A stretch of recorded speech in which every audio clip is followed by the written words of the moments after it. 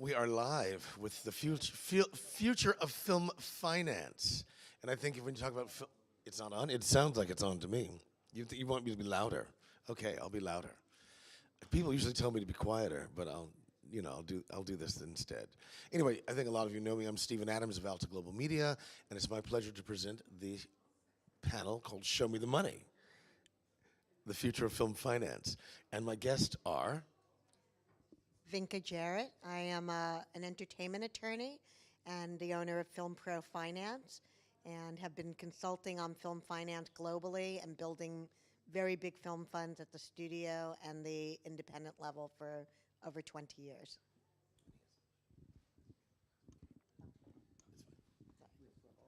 Yeah. I'll share with Vinka. It's on. Just go ahead. Okay. Well, I'm Michel Zarka. I'm the CEO of HitLab. I head an international AI company, and we put together film financing as well, and TV and so forth.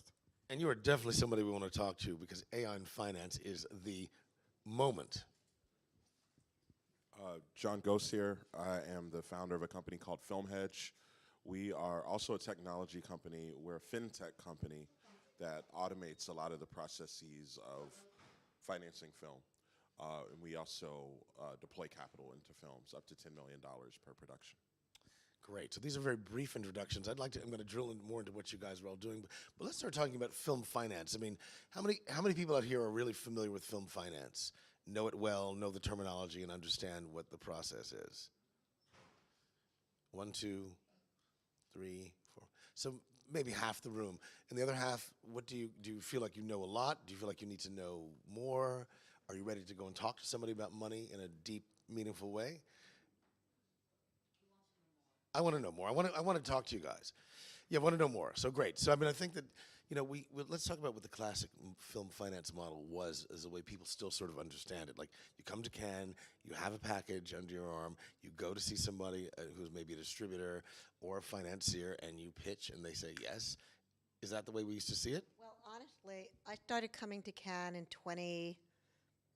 2000 to 2001, I think, was my first Cannes.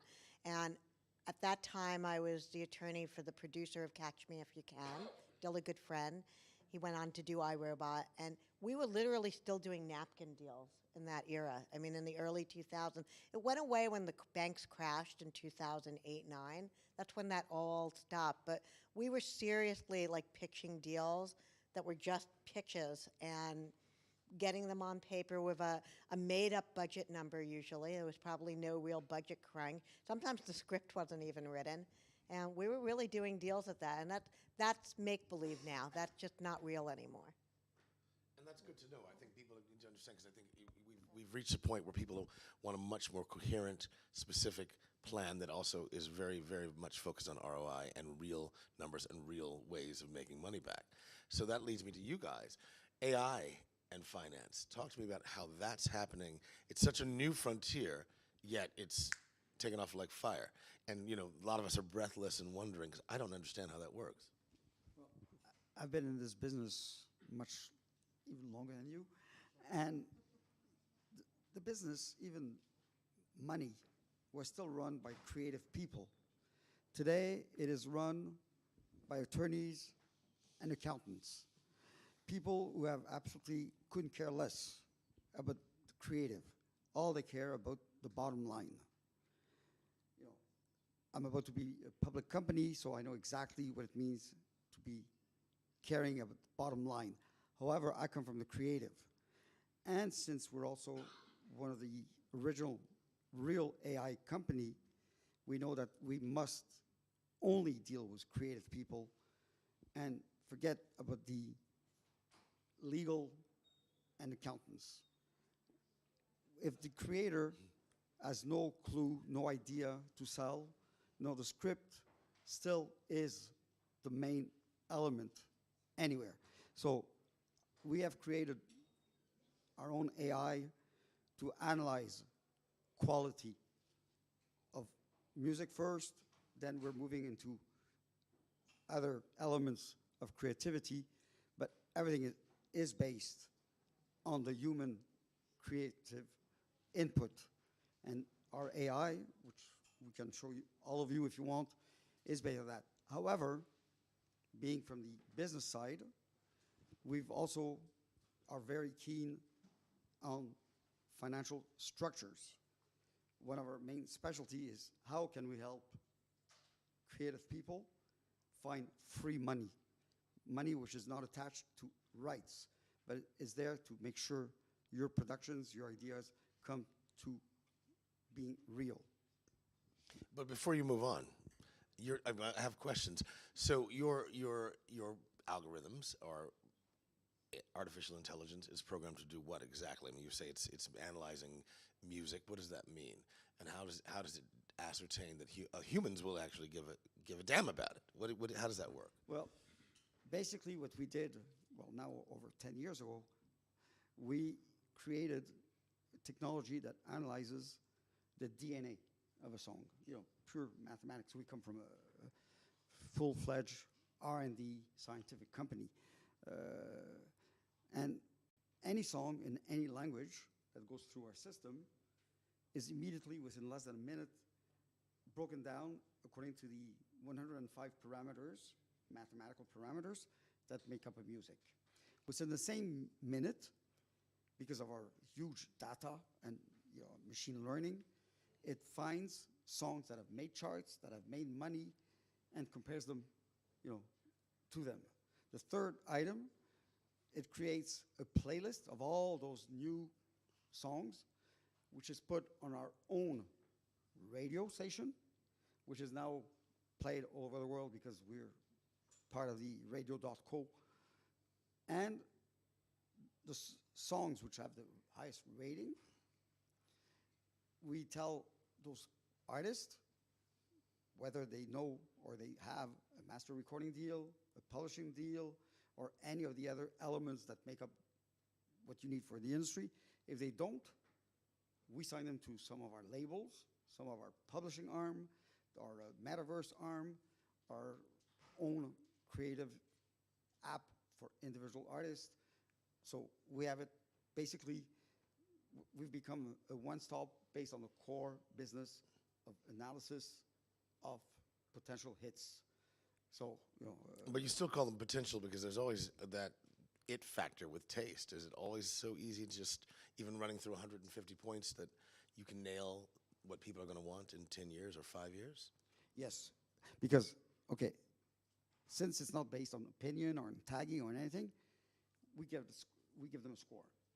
Then our A&R department talks to those artists because, artists being artists, even if they have high scores, they're still unhappy. So we can explain to them what's the mathematics, why they got such a score, and then how they could make it better, and what they could do, and where should they be able to go, and then we open all those doors. Great. Because, since we work in almost every language possible, our main focus initially was talent from Africa, because we believe, and we still very strongly believe, not only Afro pop, but music from that continent is what most people are going to be wanting, because amazing talent, and some of our latest signed artists all come from that part of the world. Okay. That is very helpful. Remind me the question? Well, no, the question was really, I want to drill a bit more into what your process is, because you mentioned several things that you do. Yeah. You have analytics, you deploy capital. I mean, how do all these things happen under your umbrella? Oh, yeah. So because they happen at all modern technology companies, right? So all companies collect some type of data. All tech companies have some type of automation. I'm just speaking to the process because as it relates to film, it's the only remaining industry, well, it's maybe not the only one, but it's the one that caught my attention that maybe not napkin deals, but most of these deals are still done on phone calls and paper and meetings and flying around the world. And it's just horribly inefficient to move capital in the film space, whether you're raising a fund, whether you're financing a big movie, whether you're financing a small movie. It takes a long time, it takes a lot of meetings, a lot of conversations. There's no guaranteed outcome with any of this. And so it's just a whole lot of people spinning their wheels over and over again. And at Film Hedge, what we focus on is creating a guaranteed outcome. If you bring us a film and it checks the boxes that we do internally, and those boxes I can get through later when it's, when we can go deeper into the subject matter. But if it checks those boxes, it's we flag it as something as like, this looks like something that we can do. Now, the only reason why it's not guaranteed at that point is because you have to do what's called due diligence. Because people, when they want something, capital, they will often, tell you whatever you want to hear to get that capital. So we basically take the position, trust but verify. So then we have to go and verify all the things that the filmmaker told us that they said. So, one of the things we look for, distribution. One of the things we look for, pre-sales, tax credits, insurance, what's called a completion bond. Those 4 things are very easy for us to check to see if they're in place. And if they're there, now it becomes something with a high probability that we'll actually close on the deal. And then at that point, the filmmaker knows that they've got, an outcome that's like 99% likelihood of going through. And that last little bit just comes down to deal terms and negotiations. So we make an offer, they can accept it or they may not accept it, but they know that at that point it's not us that's holding them up. It now is their choice. And so because that is a repeatable process, it makes things a lot faster and it wastes less time for the filmmakers. We can give you quick no's, but we can give you just as quick yeses. All right, thank you. That's very helpful. And Vinka, you have some experience in these areas too. So, blockchain is becoming the big thing now. Are you using blockchain? So we're working with several groups now with a film fund that I'm working with, and we're looking really at blockchain to do exactly what you're saying, but to take it another step further and look at the 360 of each of the projects. So I no longer look at an individual film project. I call it IP now, and I want to squeeze that IP like a lemon and get as many assets out of that IP as I possibly can. So I don't want to just check the boxes of and I think it's great that you do that, John, that the tax credits and the completion bond, you need all of those. That's 100%, 100%, 1,000% accurate. But I want to take it further and say, can this be a Broadway show? Can this develop into a TV series? And I don't want to wait for the success of the single film to start developing those, because the film may fail. We know lots of films fail. So I want to be developing that. If it's really meant to be theater, I want it to be that too. And if it's a book, I want that too. And if it's music, I want that too. I want all of the assets, and I want to think out of the box of the things that I haven't even thought about. And I want the creatives to do exactly, because I agree that at the beginning of the process, the creatives should be thinking about all of these items, not just the single film. That's really where I think the mistake is made, is just thinking of it as a single asset, and you live or die on the success of the eyeballs that get on it, because there's so many other ways you can make money from it. Yeah. Oh, thank you. No, that was no, but that was because you actually were anticipating my next question for all of you, which is like, how do these people prepare to meet the market? And you've kind of answered some of that. So, I mean, where would you advise that people begin? We're going to go on to you, sir. Okay. What we tell anyone who pitches to us, before you come and see us, understand what makes up the business. And exactly as you said, do not tell us, I have an amazing movie. Can your movie be something else as well? We work on multi-tier revenue streams. Not only, maybe your movie will make some money in the theater, but what else can be taken from that IP? We only deal, and you're absolutely right, for us, everything is an IP. The strength of our company is because we own so many IPs. It's not because we own films, but we own IPs that can be broken down from the original movie into all the ancillaries. And the ancillaries usually make more money than the film itself or the TV show. I produced a few years ago something that some of you might know called I'm a Gummy Bear. It was initially, you know that. I don't know, but I love the title. Yeah. Is it it was a with- little with- clip. CBD? I am a gummy bear. Yeah. It was a We little all are clip after Ken. that we made for YouTube. We produced that. Today, almost what, 10 years later, we're still the only clip ever on YouTube that has reached 6 billion views. We were also the first to agree to make a deal with YouTube as long as they paid from first view. From that, we created a feature film, which has been in, I don't know how many countries.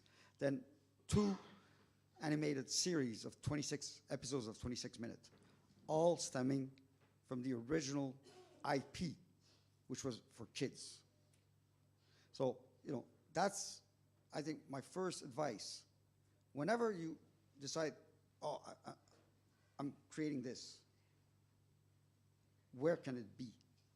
Do not focus on 1 or 2, but exactly like you said, think, the whole rainbow of areas where you can actually take whatever you've done. Whether it stems from a book or it could become a book. Can it also become a TV series? Can the music be extracted and become a hit? There's so many areas. Think IP. And so, John, at what point should a filmmaker approach your company? Yeah, so so related to that question, and something that you touched on, which is you got to know your audience. So when you're approaching a company, not all companies that finance the same things. Some producers also finance. Some distributors will finance. That all means something, and it means something to who you're talking to. Can I interject? Can I ask you to maybe elaborate on what that means? Like, there's equity finance, there's different kinds of finance. Well, senior exactly. debt loans, all that. Yeah. But yeah, that gets there's even more of a rabbit hole with each of these groups, and that's kind of the point, which is they all do something different. You can't say like this is a distributor and know what they do. You got to find out what this distributor does. You touched on equity versus debt. Equity is basically selling shares of the future of revenues of your film, of future or ownership in this IP. You're dividing it up and you're selling shares of it, almost like a company. But there's also debt financing. And you touched on something earlier. You talked about free money. This is another thing a lot of upcoming filmmakers don't realize. You can 100% finance a movie without ever raising a dime or putting in a dime of your own money, using companies like my own, which we're called private credit. You talked about sort of the accountants and the lawyers. I think there's an area in between, because in the finance world, it's not so much that people don't care, they just don't care about the same things. And what they care most about is financial discipline and the structure of the production. And what happens in a lot of film projects is people don't like that structure because they want to be creative. So there's a natural tension there. But if you can learn as a creative to leverage those financial structures, I promise you, you can go a lot farther than fighting the system, because the money is out there. Most of the states in the United States have what are called tax incentives. That means if you spend money making a movie, you can get a percentage of that budget back, cash, in your pocket. It takes a while, and there's different ways to liquidate that cash. But the point is, the states have created that as a tool for people to use to create content, and that's what makes a state like Georgia, where I'm from, become such a powerhouse in the industry in such a short period of time. It's got great tax incentives. South Africa has great tax incentives. Louder. Yeah, up to 50% of your movie. You spend $10 million on a movie in or $1 million on a movie in South Africa, half of that will eventually come back to you. You got to follow the rules, and this is why I speak in terms of checklists. Just check off things in the box. It's not a chore. This is just the discipline of getting your creative project made. Let's talk about streamers. Streamers have kind of upended a lot of the old models that we were talking about, that we used to recognize. But and some people might even say they saved independent film. Or Well, some people felt because let's argue it because I mean I've heard that people felt that it saved it because at one point all that stuff was crumbling and there were no pre-sales and how do you do it, and then Netflix came along, Amazon, so on, and they started buying things. And so, what's your opinion on that? Well, I don't think they saved anything. I'm sorry. And why don't you? Okay, so I think you got to back up a little bit on the history of it. We had Napster in the music business. And Napster, Everybody know what Napster is? yeah, remember Napster, and they came in with this great model about we were all going to get this free music. And it didn't quite work out that way, and it collapsed all the rights of the music. And the film business knew it was coming for them.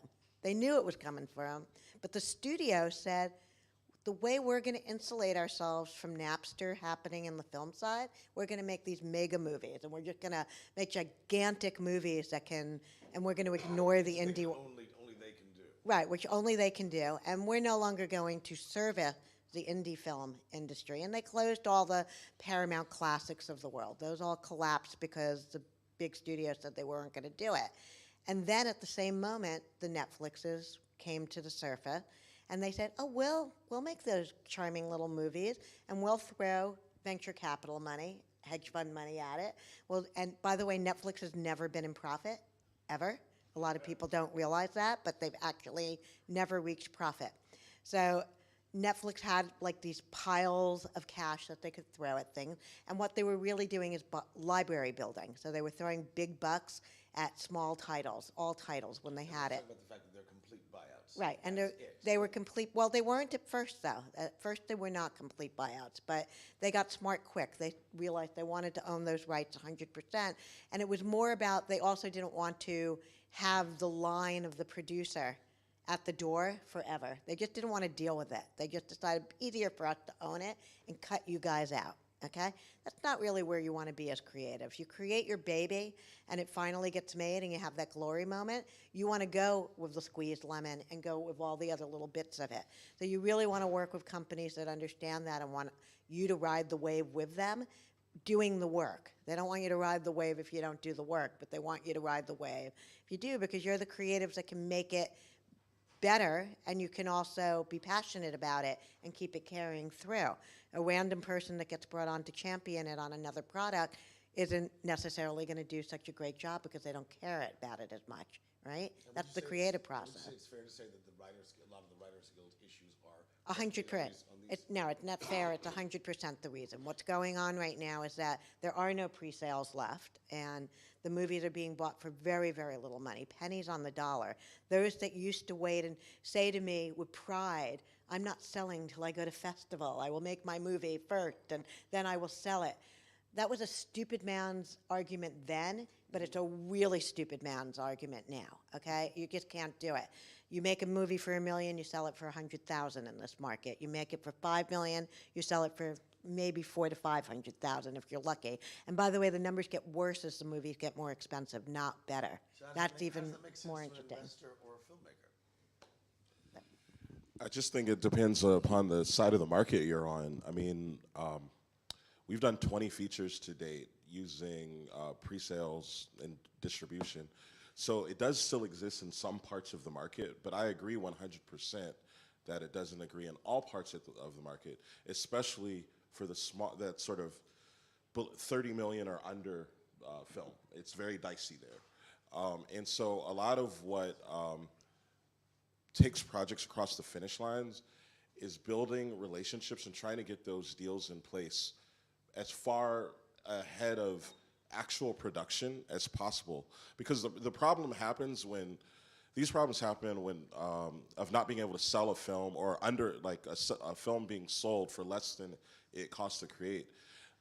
That happens because you just kind of built a bridge. You started driving across the bridge while you're building it, and you didn't know where you were going. You don't know who the distributor is going to be. You don't know who the sales agent's going to be, and you're just making this movie because you want to make it, and maybe you've been able to raise all the money. Or you started shooting without all the money, just thinking eventually it's going to come, and it doesn't come. And the industry is littered with projects that have partially been made or have been made, but they just can't find a home now that they've been made. And so, you know, I talk about guaranteed outcomes as best you can. if you start at the end and you work your way backwards, it's a lot easier to get that movie to its home because you already had the deal in place before you started. Now, it's harder and it takes a lot more work, and it doesn't mean you can go into production as fast, but it eliminates you spinning your wheels and kind of going on this path without knowing where you're going to end up. And then also I wanted to just add that this is where independent financing groups are important, because we are not a bank and we're not a studio. We let you play outside of both the studio system and the banking system in order to finance projects. We do very specific things, but those things would not be possible if you were to go to the bank, because the banks like to service their A-list clientele, and the studios only like to work with people who are under the studio system. If they finance it, they're going to want to own it. And when I say studio, I'm including the streamers, because they've basically just disaggregated the studios. So I think it's, these are all really, would you like to say something? Or? Yeah, I just wanted to add, and I agree totally with what was been said. If you have your independent project, do not think because you have some money that you're going to start, because that's the worst. Then you're going to suddenly have no more money, and it's going to be there, and it'll probably never be finished. So unless you have at least 85% in your bank account, don't even bother starting your project. Yeah, and I want to follow that up. Realistic budgets. This is the #1 thing I see from clients. He doesn't like lawyers, apparently, but I will give you a little legal advice here. They're not all created the same. No, Some are advocates. But, yeah, no. Yeah, I was only teasing you. I was only teasing you anyway. This is the #1 problem that I see today, is that in doing your budget, most filmmakers, and I mean most, even experienced second, third, fourth, and fifth films down the road, they make the movie to get it finished in the can, but they fail to budget for the delivery of the movie, which changes. Those variables are changing so fast right now because of technology, and it's not necessarily making it any cheaper. It got cheaper at one point with technology, but now it's kind of in this weird place that from literally 3 months to 3 months, it's moving so fast that the delivery schedules from distributors and sales agents, it's changing daily for what they need for technical delivery around the world. And it's different what you need to deliver in Africa than what you need to deliver in the US, and it's even different in the US to what we do in Latin America. So those delivery requirements are completely different, and they're expensive, okay? And nobody's doing that for you. The sales agents and distributors, they don't pay those costs for you. And you also need something called an E&O insurance policy, errors and omission. And people say, oh, I'll just go get that E&O policy right now. And no, it doesn't work that way. You have to finish your movie. You have to turn in all the contracts and show that you own all that chain of title, all those rights. And then you can finally get the E&O policy. And there's no distributor in the world that doesn't require it as part of their deal. So if you can't afford that E&O policy, and that has come down in price. Those are like anywhere from $3,000 to about $8,000, depending on the movie. And when I say there's a range, it's because Netflix is demanding higher policies now. So it's getting a little more expensive. But they used to be $15,000. So I still think it's a bargain from that perspective. And that's not the only part. How are you going to market the movie? I want to tell you, nobody knows how to market movies anymore, including the studios. Nobody knows how to do it. This is the golden egg that we're all trying to crack on the tech side. AI is going to be a very useful component of that, but it doesn't solve the problem. How do you get eyeballs on what you made and compete with a movie that's got a $100 million budget just for the prints and advertising, so to speak? That means you've got to be clever, and you've got to start your marketing plan early. It should be as early as the financing. As early as you get not as early as the financing, as early as you secure the rights for the project. The minute you dreamed about the project, your social media should be already engaging and getting people interested in your subject matter. All of those things need to be happening and threaded for years. And then this is my last comment. It can't just be about that project that you're making. It's also got to be about you. This is so important what I'm about to tell you. If you take one thing away from me today, this is what I want it to be. It has to be about you as a filmmaker and a creator, because your project may or may not be successful, but you have years ahead of you in your career. So you need to market yourself, not just the project, so that you too can walk in the door and people go, oh, you, yeah, okay? That's really, really important, okay? Because your project's already been, left behind. It's already been, it's on Netflix to die, perhaps, or something like that, and you're on to your next project. Market yourself, not the project that's already gone. That's it. No, that's great advice. And honestly, sometimes you find yourself when you're acquired by a streamer, they're also being strategic. Sometimes you're bought to not compete with something elsewhere. So you need to have your own arsenal, and you have to carve that out in your contract that you can promote your show and have the funds to do it. And I've run into that myself, where they're like, they wanted to bury something in order to get to the filmmaker and promote another project. But I kind of outsmarted them. I had money there, and we promoted the thing. We moved the needle globally, and they were like, what's happening here? I'm like, well, you've got a global network. I'm using it, but you have to kind of be prepared to do those things and have the funds, as you're saying, to pull it off. Mr. Ken Desai, welcome. Not at all. Let's hear about who you are and what you do, and how it relates to independent finance. I'm Kenny Desai. I'm from London, and I've actually started in the music business. Oh, higher up, sorry. Can you hear me now? More? Speak up. Oh. Is it on? 25 years plus in the music business.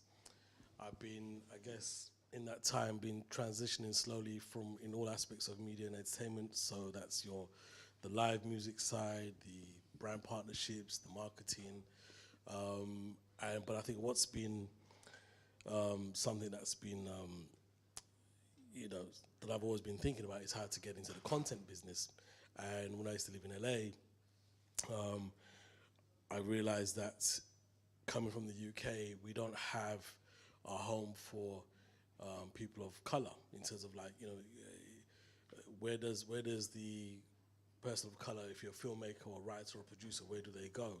Where's the home for someone to speak to them and help them, facilitate what they need in terms of production, financing, distribution, whatever it is. So whilst I was in LA, I figured out that, this is what I want to do next. So I partnered with my business partner. His name is Deepak Sikka. He used to run a company in the UK called Moderator, which is a post-production house that delivered the biggest hit, I guess, was The King's Speech, which won many Oscars, as you know. And he and I sat down and we sort of put this company together in 2017. So we were ahead of Black Lives Matter and the whole subject of diversity that we have today, where this is the topic, no matter which industry you're in. This is something that is at the forefront in everyone's mind, and they're trying to figure out how to make it work, how to include people to manifest what they're trying to do and help them, encourage them in whichever way they can. So one of the things that I wanted to do was I never wanted to be, as I said yesterday, if you remember, Steve, I was saying that I never wanted to be the guy, a producer, running around with a script trying to raise the money. I want to be the guy that had the money and the infrastructure around me first, and then go out and find the right people to invest in to help them deliver what they're trying to deliver. So it doesn't matter where you're from, it's more about having a structure that can assist the independent filmmaker. Now what's happened today, as we were just touching on streaming, is that when we sit down with all the streaming partners today, they all want to offer us output deals because they've understood that we have a pipeline of projects that we can either exec produce in and bring our resources in, or we want to go into co-production. And it's quite interesting how the models keep changing all the time. So it's never the same model for every deal. It's always a different model, which this is what I've experienced already. And then what happens is that when you're in that position, it's a very different conversation to the guy that's running around with the script, basically. So, yeah, in a nutshell, music business, now film business, and trying to take over the world and make some change, and here I am, And I thanks Prudence for inviting me this year and partnering with Afro, which, again, I'm very happy that this platform exists during this time. Excellent. That's very informative. I want to open this up to questions from the audience. Surely there must be some about money. Yes.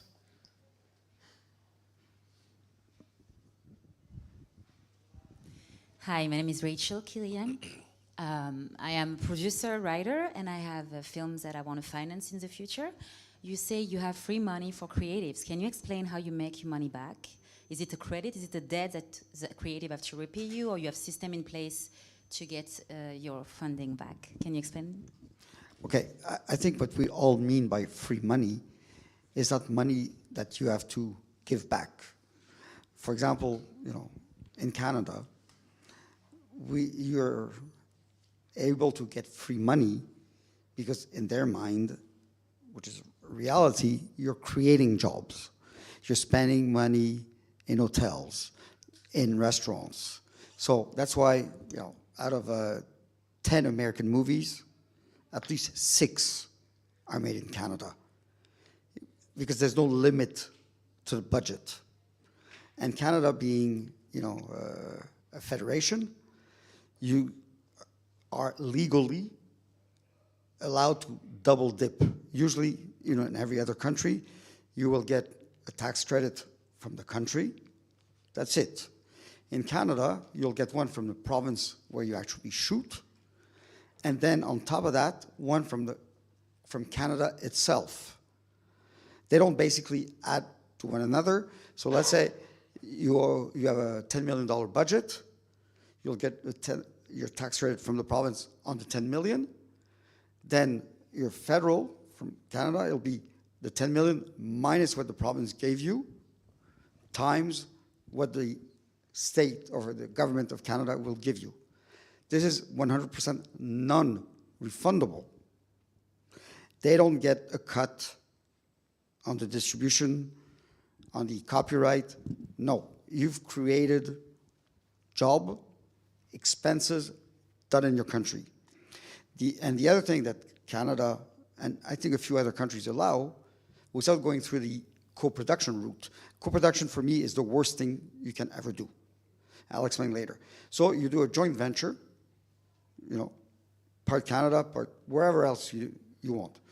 And some other countries also have tax incentives, which is because you've created, jobs. So, for example, you do between Canada and France. France has more or less the same thing. So between those tax incentives or free money, you can get almost up to 60% of the budget. Then you find, the other 40% by doing sales, so you have 100%, and none of it is refundable. So that's what I mean with free money. In Canada, you have a lot of incentives. A lot of other countries have copied Canada because we're probably the country with the most treaties around the world. You can basically work with Canada. Yeah. They have Canada has one of the major treaties with South Africa, and you can then take advantage of those Canadian tax credits and join it with your South African contributions as well. And then do the sales, as he said, get a sales agent to maybe sell 25 to 30% of the movie, and you may not need any equity at that point. Maybe there's a gap of 5 or 10%, but you could take a deal like that, certainly to John, and say, there's a small gap here, and as long as it's bonded, they might advance that money without an equity position. Yeah, and I wanted to add, because Canada is a bilingual country, if you do something in French, then they give you an extra percentage because of the French factor. So for example, you do something in the province of Quebec, which is a French-speaking, with France. So you'll not only be legally allowed to double dip in both countries, but then you get a bonus for being in French. And if you do animation, then you get another bonus for animation.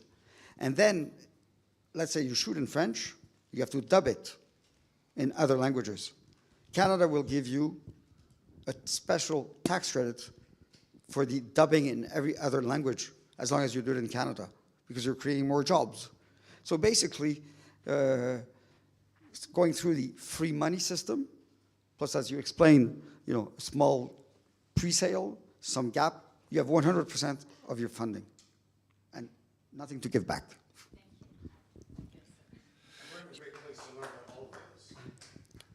Yeah, I want to expand on that because so there's what are called tax rebates and there's tax incentives, which can work in some countries, in some places in that way, where you're getting money from a government upfront or early in the process to finance your production. But the most money is not there. The most money is in what are typically tax credits that are paid in arrears, which means after you've made the movie. So related to your question, which is, well, if it comes after I've made the movie, how do I get the money now? Well, that's how companies like my own will solve that problem for you as the producer. So we will advance you the money because we know the government's eventually going to pay out. And we will take your place waiting for that money, and we'll advance money to you at a discount. So if it's a $2 million tax credit, we might advance you 1.8, and we'll just wait for the 2 million to come back. Now we've made $200,000. So there's free money, but then there's other people's money. We're the other people. So you can do that with a distribution deal. You can do a deal with Netflix or some large conglomerate, Amazon, Disney, whoever, Lionsgate. Same thing. You can get a deal with them called a minimum guarantee where they commit to buying your production at a certain price once you've made it. Now, they'll also offer you, sometimes they'll offer you the money up front. Why would they offer you the money up front? So they own it. Then they don't have to listen to you, which is what you pointed out earlier. And so the reason why you would come to, again, the other people, which is companies like FilmHedge, is we will advance money against those agreements to you at a discount. So if they're offering you $10 million, we might give you 9.5, and then we will wait until your movie's done, and then we get paid the $10 million. But you got the 9.5 to make your movie several months ago. And when the whole thing's said and done, we've made $500,000 just by fronting you money against these agreements. Yeah. It's important for people to know that that has to be factored into their calculations about what their budgets are going to actually be. 100%. There's a cost to this. Yeah. Yeah. For us, it has to be bonded. But there are groups that do unbonded projects. It's a little difficult to get into all the nuance and all the permutations of this, but at a high level, that's what's going on when you use independent finance groups. And there are a lot of them. It's not just FilmHedge. There's Redbird Capital, there's Arena Capital, there's Media Finance in the UK. There's a lot of groups out there. I think on Saturday, the Film Finance Forum starts. There's a whole, the Film Finance Forum here at Cannes, whole day dedicated to discussing these topics in more depth than we have time for right now. All right. Yes. Good afternoon. Yes, my name is Kahisho. I'm from South Africa. I do film finance, and I bridge the government tax incentives. I just have a question. You're saying that you finance films that are pre-sold with pre-sales or tax credits and everything. I have a question around the effect of pre-sales on the fair value of the film. In your experience, what is the discount? Because the pre-sale discounts the fair market value after the fact. How does that affect the profitability of the film? Does it even matter? Well, I think inherently there is no effect. It's all about how you negotiate the deal, because you don't have to take a deal from a sales agent for the pre-sale price that they give you. You can negotiate it. Now, if you're asking, do they tend to undervalue projects? Yeah, there's a lot of bias in the sales world. What they're looking, but you also have to understand what they're looking for. What they're looking for is they are taking the position of selling your film into the market or making a guess of what they can sell into the market and either fronting you the money or just doing a deal with you that then we can front you the money in order to get your production out there with a reasonable spend. But the challenge that they have is, how do they know what your movie's actually going to do once it's out? And so they try to predict it based on cast and genre and things like that. And sometimes they get it right, sometimes they get it wrong. But that's a negotiation between you and the sales agent. So I just think it's important to know what you're negotiating for. So I'm going to say that since we're wrapping up, I'd like to have Ken So what I've been able to do is I also have a marketing agency based in London. So we work with a lot of brands. We do a lot of brand partnership deals against product placement in film and TV, with talent, with events.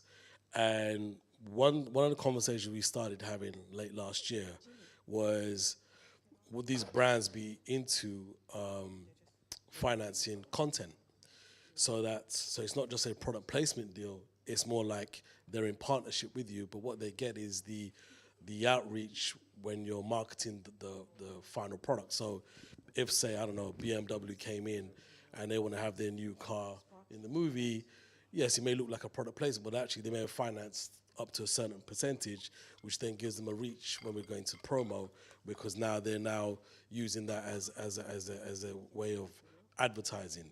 So we've been just having some very different conversations, just trying to explore the idea of, would brands that have money, would they be prepared to invest in content, be it independent or with a studio? And obviously when you go to a studio deal, it's a whole different thing anyway. But for the independent sector, we think that there's an opportunity there. So we're still in these discussions, but I guess to leaving you guys with final thought that, look, I'm a guy, I'm the rookie in this film business at the moment. I've just come in from music. I've been around film for maybe 6-7 years. I've sat down with executives. I've been in all the boardrooms. I've, been in a position where I've surrounded myself with all the right people, and it's allowed me now to sort of get my machine going, which is basically, we're like a mini studio, but we're operating like we're a major, but we're very much positioned with talent, finance, which is the main crux of getting movies commissioned or made in that sense. But now we're exploring the idea with brands, and I think, look, anything is possible, as they always say. I'm a subject of that. I've come into Cannes for many years, and I've been wanting to see a diversity platform, and Prudence has now put that together for the last couple of years, and I'm just glad that this conversation is even happening today. So yes, those are my final thoughts. Thank you, Ken. And any quick little notes from John, Michelle, or Vinka on the same note? Any final words of advice? Well, I just wanted to answer the gentleman from South Africa. When you talk about pre-sales, one first thing you have to say to yourself is, the pre-sale I'm getting is from someone who's bankable. And you have to compare their revenue projections. Don't accept the first one that says, oh, I'm going to give you money. Because everything we've been talking about, has to be done with bankable companies. Somebody will say, okay, I'll give you something, but if you can't go to your bank to advance, like John said, up to maybe 80 or 85%, then that contract is not even worth the paper it's printed on. So this is very careful. Make sure you only deal with bankable companies. And I would say my final word of advice, following up on what you were saying with bankable, does everyone know what a bankable company is? A bankable company is a company that is financeable by a bank. A bank will lend against that. And you can call a banker and they will tell you, no, they have bad credit. They don't ever pay their debt. So they are not bankable. It also usually means that they're not bondable. So bankable or bondable can be sometimes interchangeable as well. A bond is the thing that guarantees that your film will be completed on time, on budget. That's what a bond does, okay? And if it isn't completed on time, on budget, the bond has to pay out, and they don't like to pay out. They never pay out. So they're gonna make sure that everybody on your team is bankable, everyone from the line producer to the talent, okay? So that's very important. My final piece of advice is, your team is what matters. You're all, most of you are creators in this room. You have important projects that you want to make. So make sure your team is bankable from your perspective, from your own perspective. Make sure they're good people that can be trusted. Not just trusted in terms of honesty, but trusted to show up on time, trusted to do what they say they're going to do. Okay, all of those things. And sometimes it takes a few smaller projects to kind of learn that. You'll learn the hard way. We all do. Even major producers at studios. I was once in Sid Ganis, the kind of granddaddy of one of the studios. He ran a studio at Sony, and he was working on an Adam Sandler movie, and he had a dart in a rapper's head on a photo on the back of the office. And I said, Sid, what's up with the dart in the rapper's head? And he said, well, you know, even Sid Ganis, after 100 movies, can learn that he's an idiot and make a mistake on a movie. And I said, well, what was the mistake? And he said, everybody told me not to book this certain rapper to be in my project for a one-day shoot. Paid him $50,000, called the agent, picked him up in my limousine. He wasn't there. He'd left the night before with his entourage to go up to Toronto and party. Wasn't in New York for the shoot. I had to shut my movie down. Cost the studio almost $1 million to shut it down. I found a stand-up comedian to take the part in its place after 2 days, and we reopened. And the studio charged me for that shutdown. Sid Ganis. Okay? So my lesson to you is, everybody makes mistakes in this business because every one of your projects is a startup company.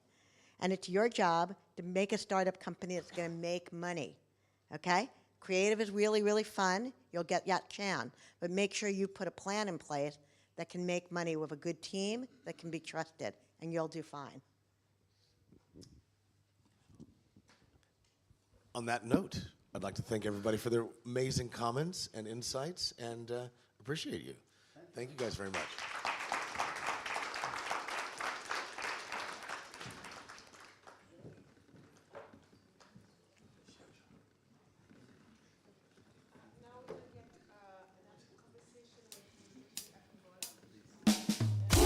Love is what we need upon us. Let them come together with the unity among us. You and I think wise, it's a unity. Yeah, no, this a good work, you know what I'm saying? Umoja ni nguvu, utengano udhaifu, tukisimama jitoe uvivu, utoke ni ubabaifu, brother utakwama. Kuwa mbali mbali sio kitu kizuri, inaleta upweke hakuna jeuri. Ni rahisi kupata msaada ukiwa na wenzako, wetaka usimtenge dada. Kitangamana nawe, kuna wengine wataitika, nawe shikamana nawe, itaondoa kusononeka.